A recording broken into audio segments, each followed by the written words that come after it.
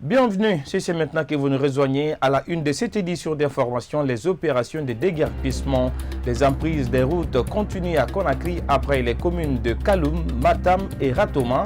Les bulldozers ont attaqué la commune de Matoto ce jeudi. Face aux dégâts, les citoyens n'ont eu que leurs yeux pour pleurer. On en parle dans ce journal. 2 morts et une personne gravement blessée, c'est le bilan de la chute d'un câble électrique reliant 2 poteaux au quartier Antanor.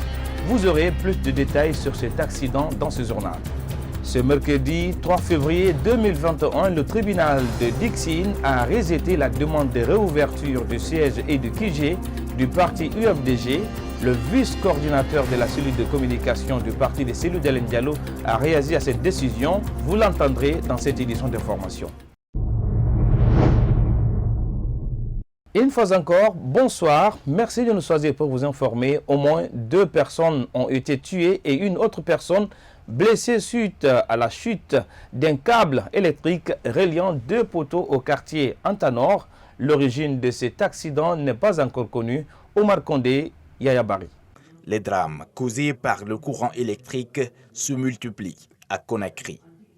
Mercredi nuit, aux environs de 21 h, un poteau électrique en bois incliné a chuté sur des jeunes à Antanor. Hier nuit, on ne pensait même pas si ça allait nous arriver, quoi. C'est le poteau là, en bas là, c'est pourri, quoi. Voilà, c'est ça qui a fait, qui s'est incliné. Hier, il y avait 2, 3 jeunes ici, ils mangeaient de quelqu'un, quoi. Un chauffeur de Sonogo, il était ici avec sa copine. On s'est retrouvés dedans comme ça, là, dans l'affaire là. Je suis venu, j'ai trouvé seulement ils sont couchés comme ça là. Moi-même, je voulais rentrer, il y a le fil. Mais il y a eu 2 fils qui s'est collés hier. Il y a eu masse. Je courais même, je suis tombé ici. Cette montre brûlée appartient à l'une des victimes. Selon des sources, les 2 jeunes auraient rendu l'âme. Mais la fille, grièvement blessée, serait dans un état critique. Il y avait un gars ici, lui, un jeune là, lui, il est parti. Parce que le fil est tombé sur lui directement, quoi. Il était en contact direct avec le fil. Et les chauffeurs de Sonogo, il y a un chauffeur, il était parti, il a garé le camion dedans, il est venu pour manger. Maintenant, l'affaire là, il est arrivé. L'une des victimes serait un chauffeur employé de la société Moulin d'Afrique. Sur place, nous n'avons pas eu de répondant. Cet accident relance le débat sur la cohabitation entre citoyens et poteaux de haute tension à Conakry. Le manque d'entretien de ces poteaux est pointé du doigt.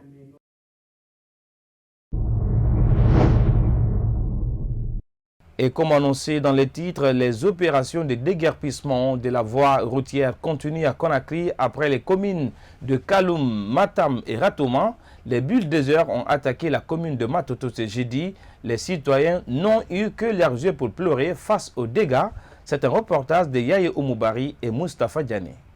Des toitures arrachées et des murs qui s'écoulent sous l'œil impuissant des propriétaires, c'est l'image que présentent les emprises de la route publique de la commune de Matoto.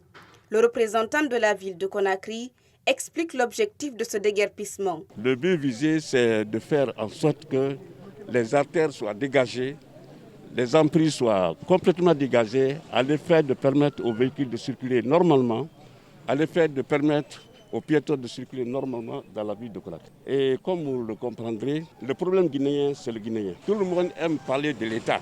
L'État, c'est qui? C'est nous tous. Il y en a qui savent qu'ils n'ont pas l'autorisation de construire sur les emprises, mais ils viennent avec audace construire pour empêcher la meilleure circulation des véhicules et les piétons. Ce jeune diplômé a vu toute son entreprise bâtie à hauteur de 32 millions de francs guinéens partir en ruine. Bon, l'investissement, ça élève à hauteur de 32 millions et quelques. C'est tout ça que j'ai eu à introduire ici. Et à un certain moment, j'ai voulu prendre cet argent-là pour pouvoir aller en Occident, continuer mes études, mais je me suis dit non. Au lieu de faire ça, c'est aussi possible d'investir dans ce pays et réussir encore. Pourquoi fuir le pays? C'est à partir de cela, j'ai pris cette initiative d'investir ici et voir aussi si encore je pourrais faire autre chose. Mais malheureusement, ce que je vois là, ça n'encourage pas. Parce que ce qui m'est arrivé là, tout jeune qui voit ça et qui avait une vision de faire la même chose que moi va avoir peur. Au lieu de le faire, il va préférer soit aller ailleurs ou en tout cas sauver son argent. Ce n'est pas du tout encourageant. Dans les autres parties de Conakry, des citoyens s'activent eux-mêmes à arracher la toiture de leur barrique. Chacun essaye de sauver quelques meubles en attendant la prochaine casse. Cette opération de déguerpissement va durer 25 jours. Ce mercredi 3 février 2021, le tribunal de Dixine a rejeté la demande de réouverture faite par le parti de Cellou Dalein Diallo, fermé depuis le 20 octobre 2020, soit 2 jours après la présidentielle du 18 octobre. Ce jeudi 4 février, le vice-coordinateur de la cellule de communication de l'Union des forces démocratiques de Guinée a réagi à cette décision. Alpha Omar Diallo. Depuis le 20 octobre, le siège de l'UFDG reste inaccessible aux membres du parti depuis presque 4 mois. Après une demande de réouverture faite par le parti, le tribunal de Dixine a décidé autrement. Pour le vice-coordinateur de la cellule de communication de l'UFDG, cette décision n'est pas surprenante. Écoutez, pour rappel, c'est le 20 octobre 2020 que notre siège s'est vu investi par des agents des forces de défense et de sécurité. Et depuis, ces 2 espaces restent occupés. On a saisi un juge des référés et donc des audiences ont eu lieu. Nos avocats ont introduit une demande de réouverture de nos locaux.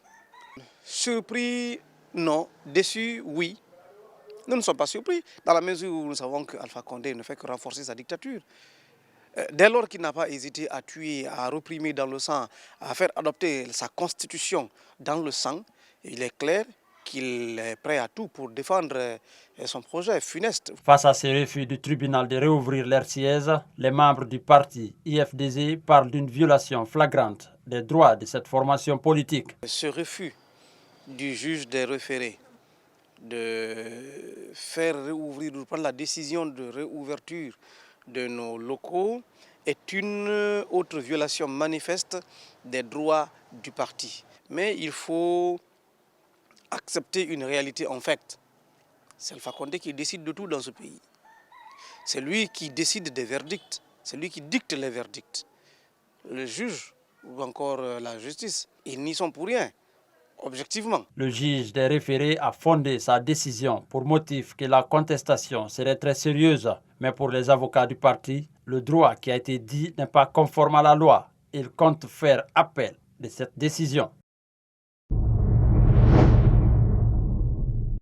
Et puis après la publication du rapport de l'ONG Amnesty International sur les violations des droits de l'homme en Guinée, dans un communiqué, le ministère de la Justice a ce mercredi apporté un démenti formel à toutes ces allégations infondées qui dénotent de l'esprit partisan et subjectif, d'Amnesty International sur toutes les questions des droits humains concernant la République de Guinée.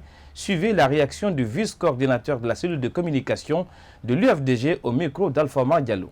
C'est une réalité. Écoutez, la définition du détenu politique, c'est cet individu, c'est toute personne qui s'est fait arrêter en raison de son opinion politique. Or, dans l'espèce, dans le cas d'espèce, Chérif Ba, Ousmane Gawal, Etienne Soropogui, Ismaël Condé, et Fonike Mengue, Oumar Silla et tant d'autres qui sont dans la même, j'allais oublier, Djouldé, ce sont des détenus politiques. Et ceux-là, ils sont au nombre de 400, près de 400. Bien sûr, après la mort de Roger Bamba et de 3 autres, on est à 300 et quelques. Donc, Amnesty International n'a fait que pratiquement reporter des réalités, des faits. Il n'a fait que retracer des faits. Ce n'est pas une invention. On a vu le gouvernement qui, balaie d'un revers de main ce rapport-là, mais si le gouvernement veut contester le rapport d'Amnesty, mais il n'a qu'à libérer purement et simplement ceux qui sont en prison. Certains d'entre eux, il a fallu qu'ils entament une grève de faim pour qu'ils se voient entendus par un juge.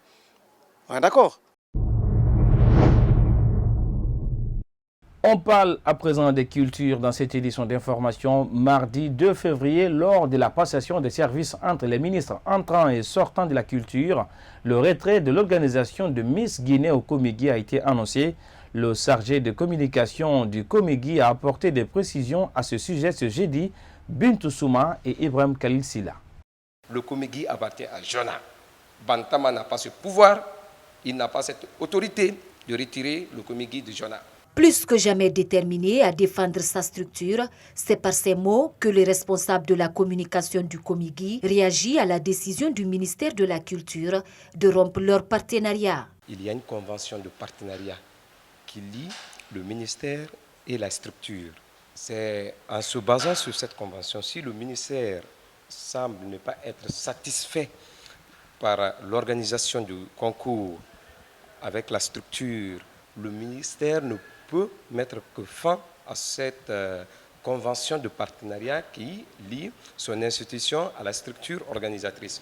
Si la convention n'est pas respectée, je pense qu'il est du devoir du ministère de faire venir les responsables du Komigi pour annoncer la fin de la collaboration et non la fin du Komigi. Un appel d'offres a été lancé et l'organisation de cet événement revient à une autre personne. Habib Marwan Kamara parle d'un règlement de compte. On apprend même que la fille qui a remporté ce fameux concours, je ne sais pas, cet appel d'offres, serait sa nièce, ce qui reste à prouver. Et l'autre chose, c'est quelqu'un qui n'a rien à voir avec Miss Guinée, avec l'élection Miss, parce que ce n'est pas en étant mannequin qu'on peut prétendre organiser l'élection Miss. Elle évolue dans le domaine de la promotion du textile et surtout du défilé de mode. Mais c'est maintenant qu'ils se rendent compte que les gens n'organisent pas bien, qu'ils trouvent ailleurs le problème, mais pas à ce niveau. Depuis plus d'une décennie, c'est le Komigi qui organise l'élection de Miss Guinée. Mais son partenariat avec le département de la culture a toujours connu des hauts et des bas. Un journaliste de la radio Espace Kania a été violenté mercredi par des agents des forces de défense dans la salle de l'audience du TPI de Kindia lors de ses revenus du procureur. Ce jeudi, le directeur général d'Espace TV a qualifié cet acte d'insulte envers les médias. Plus de détails avec Kadiatou Bari et Ibrahim Paye Kamara. Le journaliste Bangoura d'Espace Kania couvrait un procès lorsqu'il a été expulsé de la salle Manu Militari, un ordre venu du procureur du TPI.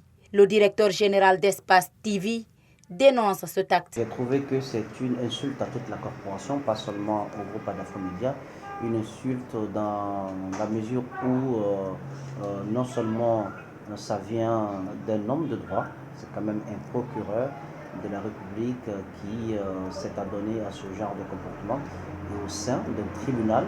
Je trouve que c'est très très grave et qu'il se soit permis de le dire ouvertement à haute voix, qu'il ne tient pas compte des conséquences qui peuvent découler de son acte. Cela démontre à quel point il peut y avoir une certaine impunité ou un laisser-aller face à des dérapages au sein de l'institution judiciaire. Moussa Moïse Silla revient sur quelques solutions envisageables dans la lutte contre les injustices dont sont souvent victimes des journalistes. On a besoin de nous organiser, on a besoin de renforcer un peu la corporation entre les différentes associations et puis on a aussi besoin d'être beaucoup plus écouté par la haute autorité de la communication. Face par exemple à ceux qui viennent d'arriver à Kindia, je pense que la haute autorité de la communication doit prendre le devant des choses pour amener ce procureur à s'expliquer. Le message, c'est de demander à la corporation, encore une fois, de s'unir autour de ce dossier, parce qu'en le faisant, nous n'allons pas rendre justice à notre confrère, nous allons rendre justice à tous ceux-là qui sont un peu dans la même situation et qui n'ont pas eu la chance de voir l'affaire se médiatiser. Pour le moment, aucune décision de riposte contre le procureur de la République près du TPI de Kindia n'a été prise. Selon Moussa Moïse Silla, cette question sera abordée dans les prochains jours. Dans la matinée du mercredi 3 février 2021, un tremblement de terre s'est produit dans la région de Kindia. Il est d'une magnitude de 5,0 à l'échelle de Richard, selon l'organisme gouvernemental américain spécialisé aux sciences de la Terre. C'est un commentaire de Sayon Kamara. C'est dans la matinée du 3 février 2021 qu'un séisme de magnétique 5,0 s'est produit dans la région de Kindia. Selon les informations livrées par l'Institut d'études géologiques des États-Unis, le tremblement a frappé à 14,4 km sous l'épicentre à une profondeur faible. Cependant, il indique que l'ampleur et d'autres paramètres du séisme peuvent encore changer dans les heures à venir. Sur la base des données sismiques préliminaires, ce séisme n'aura pas dû causer de dégâts importants, mais il a été ressenti par de nombreuses personnes à travers de légères vibrations dans la zone de l'épicentre. Plusieurs sources locales de la région de Kindia ont indiqué n'avoir pas eu d'informations sur ce tremblement de terre. Pourtant, la semaine dernière, des secousses ont été ressenties dans la préfecture de Télimili. Aux dernières informations, le ministère des Mines et de la Géologie a déployé une équipe d'enquêteurs. Ils sont chargés d'avoir le maximum de données concrètes sur les causes et les conséquences du tremblement de terre.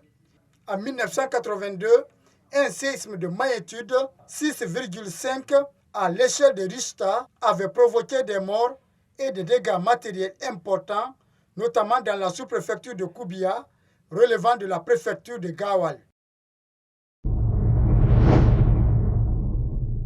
Sport à présent dans cette édition d'information, le Sili local a été éliminé du championnat d'Afrique des Nations 2020 qui se déroule du côté de Cameroun en demi-finale par les Aigles du Mali ce mercredi 3 février après 120 minutes disputées. 0 but partout, la Guinée s'est inclinée aux épreuves de tir au but avec 4 tirs réussis contre 5 Maliens. Si certains ont apprécié les joueurs, d'autres fustigent ce qu'ils qualifient du mauvais coaching de Lapé Bangoura. On suit ses explications. La Guinée et le Mali ont disputé la première demi-finale du championnat d'Afrique des Nations, Cameroun 2020, ce mercredi 3 février 2021. Comme en 2016, lors du CHAN au Rwanda, la Guinée est tombée après les 120 minutes du temps réglementaire aux épreuves de tir au but, 4 contre 5 côté malien. Une déception pour plus d'un.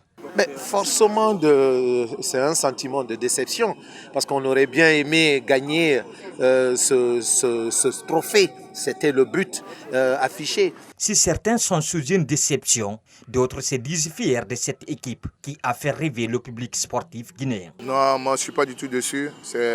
Les jeunes sont encouragés, ils ont mouillé le maillot jusqu'à la dernière minute. Ils nous ont rendus fiers derrière cette CHAN 2021. Franchement, c'est une équipe à encourager et je pense que les règles du football, c'est ça, c'est un perdant, un gagnant. Les jeunes n'ont pas démérité du tout. Dieu a voulu que ça se passe comme ça aujourd'hui. On est très fiers d'eux. Ils ont vraiment représenté la Guinée. Au terme de la prolongation, Kamfouri Lapé Bangoura a procédé à un changement de gardien. Une situation qu'a déploré bon nombre de supporters. Seulement, la seule erreur que j'ai vue, je ne devrais pas changer le gardien. Parce que moi, tout le monde dit que Moussa est bien, Sekouba est bien, mais les Maliens ont tout fait de marquer pour Moussa, mais Moussa n'a pas pu. Donc maintenant, à cette courage-là, on devrait attendre. La Guinée tentera de terminer avec la médaille de bronze le samedi 6 février 2021 contre le Cameroun pays hôte qui s'est incliné 4-0 face au Maroc, champion en titre.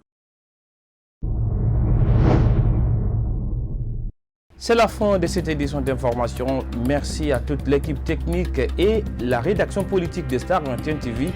Bonne suite de programme sur les antennes de la télé du 21e siècle. Au revoir.